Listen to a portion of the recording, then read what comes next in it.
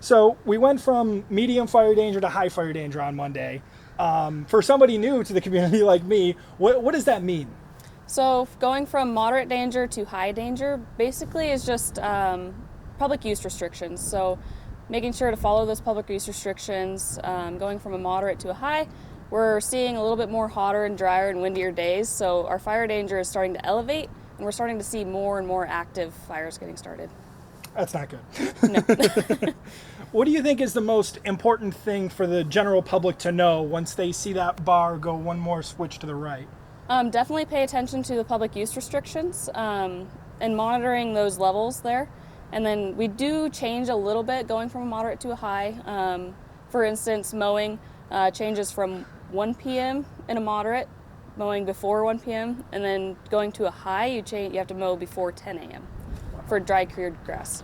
And then where can they find these restrictions, the information on this? All information can be found on our website at www.coosfpa.net or on our Facebook, Coos FPA.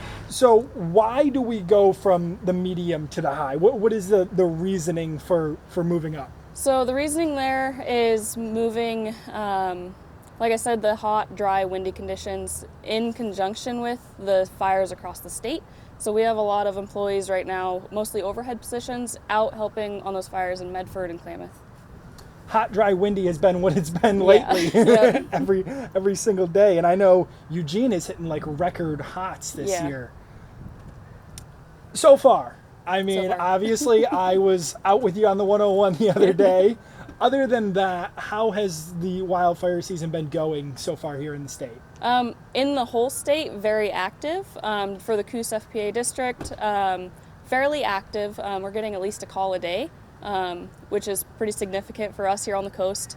So we're starting to see that more active fire and more of those calls coming in. Is that more or less than normal? It's about average this time of year, Okay. trending towards that more, just due to the hotter and drier conditions. Gotcha. Okay, cool. Fantastic. Do you know how long we're in a high? How is that determined? So it's determined off a lot of different factors, one being ERCs, which is an energy release component of the vegetation around us. Basically, the higher the number, the more that energy gets released, and the hotter, scientifically, that fires will burn and faster, in conjunction with the resource draws across the state. So you'll hear stuff about PL5, PL4, so those are preparedness levels. Preparedness levels is a national scale.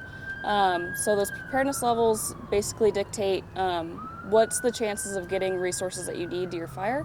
The higher the number, probably the less likely you're going to get the resources that you're really wanting, just due to the fact that there's so many large fires in the area. And then ODF, we are very teamed up with them, so we have a lot of our overhead positions are on those ODF teams, Team 1, Team 2, and Team 3.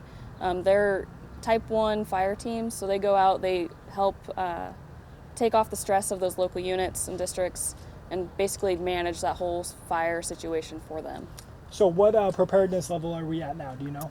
We just went into a preparedness level 4 for the Pacific Northwest region. And how high does that go? To a 5. To a 5. So Yep. we're okay. So We're we're getting getting there. up there. Oh my Yep. goodness, that's not good. And then I seen the other day, I'm not sure how it really works, but ODF's preparedness is a 4. So Okay, so as a whole, we're a 4 right now. we're 4. Gotcha. We're Well, starting to that's see that resource drawdown. Not great. Yeah, no. Not great.